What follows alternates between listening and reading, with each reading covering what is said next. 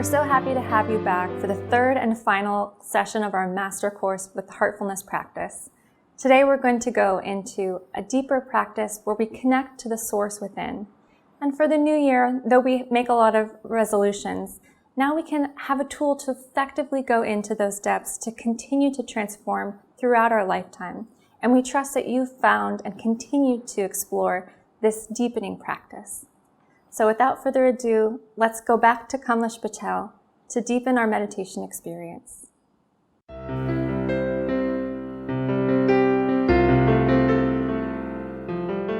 So dear friends, welcome back. We are on the third session of master classes on heartfulness practice. I'd like to share a personal experience with you from my earlier days of beginning this heartfulness way of meditation. I was taken to a heartfulness trainer called Preceptors. She was a very humble housewife. First question she asked me, why would you want to meditate? So I gave those cherished ideas and thoughts of those days that I would like to realize God and I would like to move on in life like a sannyasi, following the footsteps of the great saint Swami Vivekananda. She says, according to heartfulness practices, we advocate to perceive God in the very core of your heart. This realization of the ultimate is possible only through the heart. Now, it doesn't matter where you go, the heart will be there with you. Whether you go to jungle or you go on top of Himalayas. So this heartfulness trainer told me very nicely and so convincingly that if God is everywhere, He is in your heart too. So, and where can you run away from the heart? How can you run away from the heart? All the attachments or detachments or so-called states of non-attachment, everything has their roots within the heart. So it is the training of the heart which is must. Isn't it said that through heart we offer our prayers? It is through heart we feel things. It is through heart we make the rightful decisions. It is through heart we are inspired to do things or to reject things. It is through heart we remain creative with our ideas. So, it will be nice to train your heart first. I was very convinced and she gave me a beautiful meditation session. Then it was one-to-one. You can also take the advantage of such one-to-one sessions with heartfulness trainers wherever you are.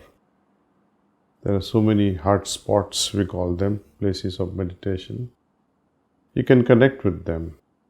And all these heartfulness trainers throughout the world, I never seen anyone charging any money because the philosophy behind this is to distribute and share this knowledge to one and all freely. The great master under whom I got training, he used to say, God is not for sale.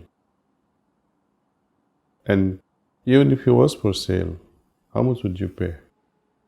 And if you could pay for God, why would you need God? Something to think about. Now, when we ponder over this idea of the heart and our search to fulfill our inner thirst by realization of God, the prerequisite is to connect our heart with the source, the ultimate source. This connection is easily made possible when there is a vacuum created in our heart. Just think of a spiritual vacuum or an emotional vacuum. This can be triggered very easily by offering some sort of a prayer. Prayer should be of a very high order. It's one thing to ask for mundane things in life. Oh, I need this stuff or I need that stuff. I need to be in a company of so and so. I want to get rid of such and such a company. All kinds of positive and negative things that we miss out in this material world. We are all used to it, and often we end up praying to God for mundane things. But when you have already made up your mind that yes, I like to realize the final truth, the ultimate truth, then should we be begging for mundane things? We have to ask ourselves these fundamental questions. So how to connect through a prayer and without asking? And when our goal is such sublime and so high, ultimate realization, then this connection, which is made selflessly, has to realize one thing all the time, that yes, my Lord, thou art the real goal of my life. Lord is He and He alone. Then, if such is the case, what is it that is preventing me from achieving the highest? One has to think over it, introspect and analyze that, oh, what is it that is preventing me when I am aspiring to achieve the highest? Why? What is it that is stopping me?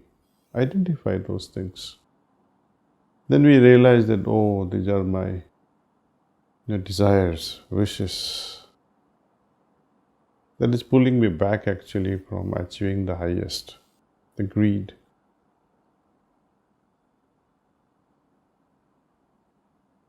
When we realize our lowliness, our weakness in achieving the highest, that my Lord, look, I have these desires. It's not that I want to trouble you, but please help me. Either keep the desire floating until it is fulfilled, or please have it removed if you so desire. If it is not in the interest of my evolution, then please, my Lord, help me address to this issue whether to keep this or not to keep this. So somehow, through this invocation, through this inner dialogue with our God within, we are able to somehow invoke the higher essence and somehow connect with that. This prayer, we need not use so many words into it, because after all, whosoever may have received this prayer from above or may have mentally fabricated it or created it, it doesn't matter. Does it touch your heart? Does it apply to your heart? Does it appeal to your heart? So when great beings are inspired with wonderful words, how do words come to them? It is the heart that perceives the feelings first. The feeling of greatness of the other, the feeling of lowliness from my side, and the knowledge that He is the one who is going to take me up and make me realize the final truth. That's the essence of prayer. When it is descending in the form of feelings, then great beings, they translate such feelings in the form of words. Now when we use such words, recognizing these words that says, my Lord, thou art the real goal of human life, it should be able to create a feeling inside. We are yet but slaves of wishes.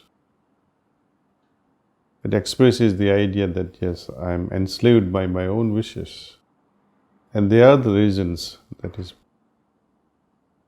becoming bars to my advancement. And we are invoking the higher powers and say, thou art the only God and power to bring us up to that stage. See, in this prayer, we are recognizing this fact that we are yet but slaves of wishes, putting bar to our advancement. And in the end we say, Thou art the only God and power to bring us up to that stage. So it is all about we, our, and us. We have to highlight that in our heart. It is not about me specifically. I am included in this we, but I choose to be last in the whole line. So when we offer prayer, it is to be included. The idea of plurality should be there. The idea of mindness should not be there. Of course, when we offer prayer, I am automatically included in it, recognizing that it is my desire that is preventing. And even when one reaches the highest and yet offers the prayer, it's not an individual prayer anymore. It is for one and all. Now, we tend to offer prayers to some outside agencies, outside ourselves. We have all seen and witnessed in our lifetime life being born and life being snatched away. Moment a person is born, a baby is out of mother's womb, from that moment onwards, the life force with that baby is continuing to thrive that life until the moment we call that moment as death. Whether you call that agency that gives us life as a life force, or Atman, or God, it rarely matters. It hardly matters. As long as we realize this truth that there is some supernatural force, that there is a superpower that is giving me this life, and it is inside me. The soul or the life force that gives me life is not outside myself.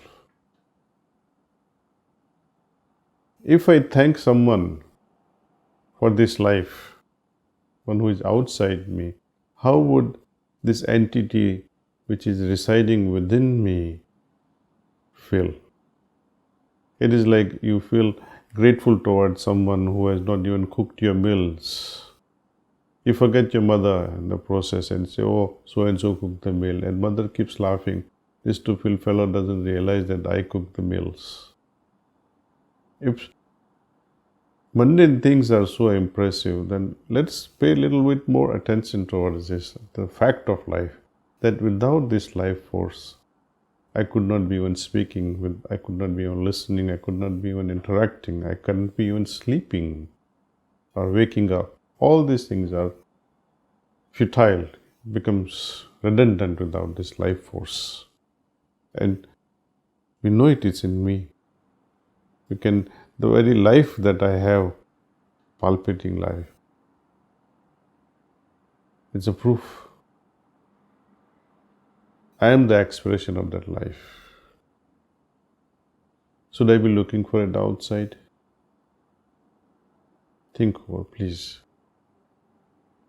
And when we address and invoke the powers from within, when we are inspired from within, it is from that very source. That master is within, who guides us all the time. Invoking that powers, invoking that grace, invoking that love that comes out from within, has to be realized. It is not, nothing comes from outside. Even when the great transmission that we talked about earlier on our first session, Pranahuti, that too is emitting from within, from the source itself. The source is within the heart. So, dear friends, just simply close your eyes now again. We will be meditating for a few minutes. Have this idea that, my Lord, Thou art the real goal of human life. We are yet but slaves of wishes, putting bar to our advancement. Thou art the only God in power to bring us up to that stage.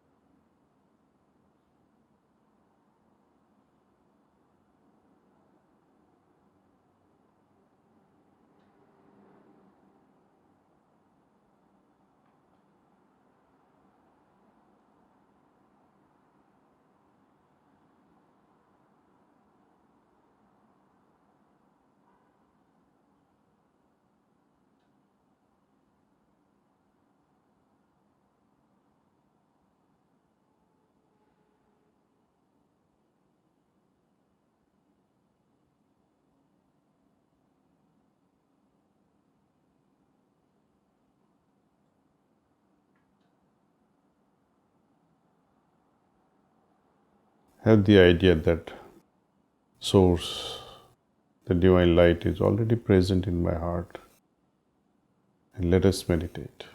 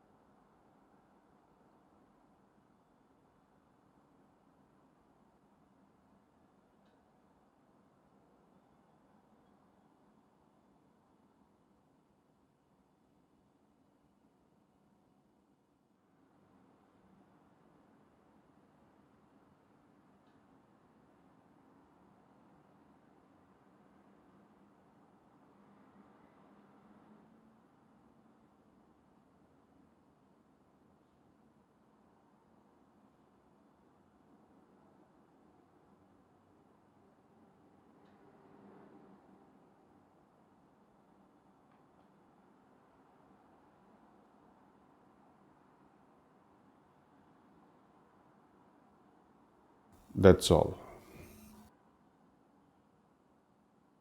So now you have been properly been, as we call in yogic philosophy, been introduced to the system of heartfulness practice. You may like to call it initiation into the system of practice. I would wish that, like any other discipline,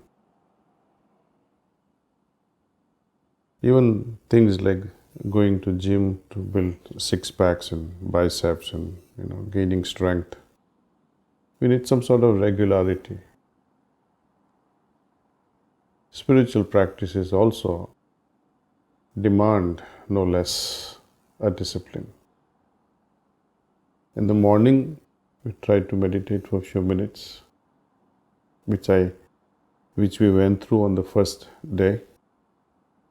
And after the meditation is over, let's not just jump out of that meditation session. Just keep your eyes gently lowered, downcast, and try to understand, feel the inner state. Make a note of it if you have time, and then try to hold on to it as much as possible during the daytime. And if you can manage to refine it further, this inner state will be better. In the evening, as soon as you come home, you can refresh yourself and do what is important. But then immediately do this process of rejuvenation we discussed yesterday, the second session. And this third aspect, which we just now talked about, it's all about prayer. It's all about connecting from within. That has to be offered at bedtime. But prayers, we are used to pray whenever we are happy, when we are sad, when we are waking up. The best time to offer prayers as soon as we wake up and when we are ready to go to bed. This prayer need not be repeated like a mantra, but as we proceed from word to word, let us understand the meaning of each word and see the impact it is creating on the heart and how it is invoking the higher presence or the transmission. It's a matter of experience. You will all feel it. Now, you can also experiment that, yes, look, Daji told us about transmission.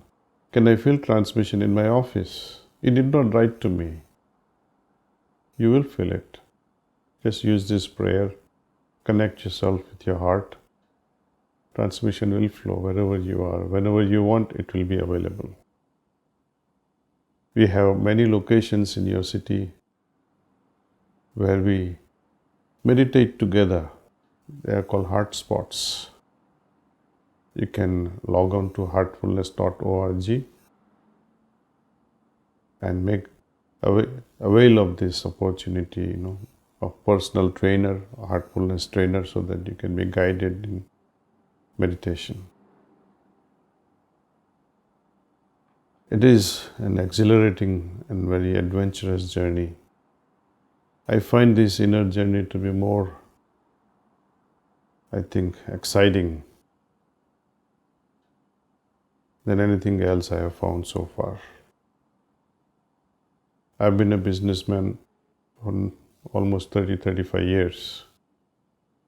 I had a college life, school life, childhood, I have a family. Nothing is to be abolished and say, oh, I will do without this or I will do without that.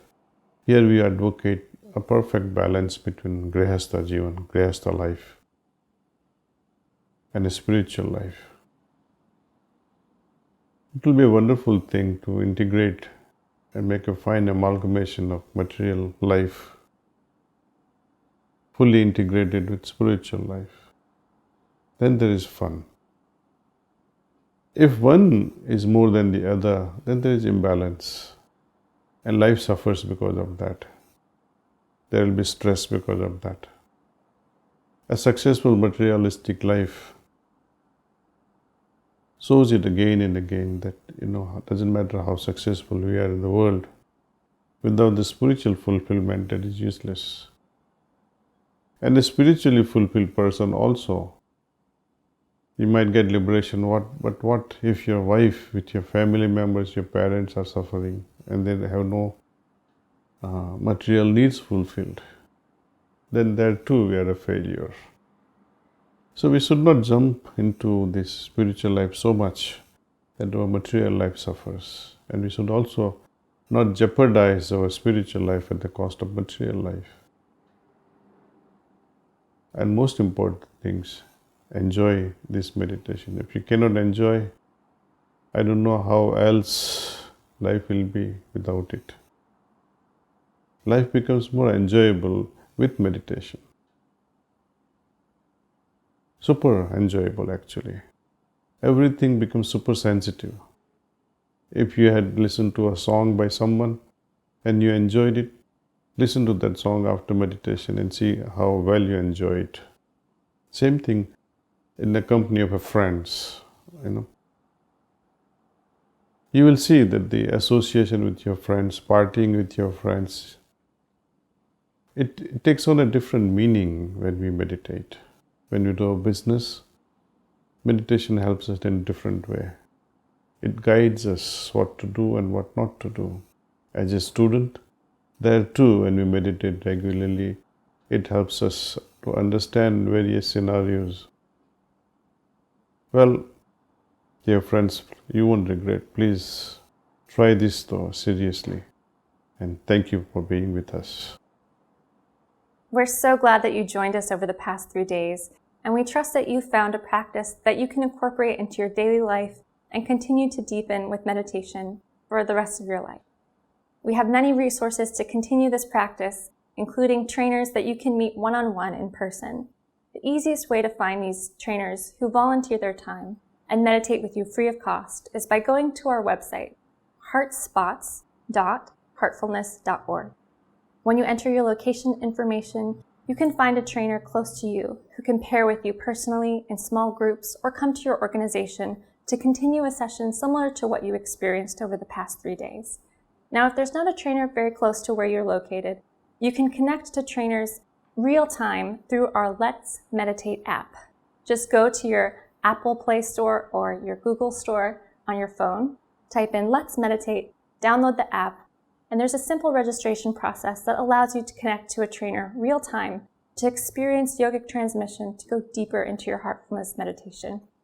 We also have the Heartfulness Magazine at heartfulnessmagazine.com, where you can find many articles on health and wellness and meditation to continue learning about and exploring these inner resources.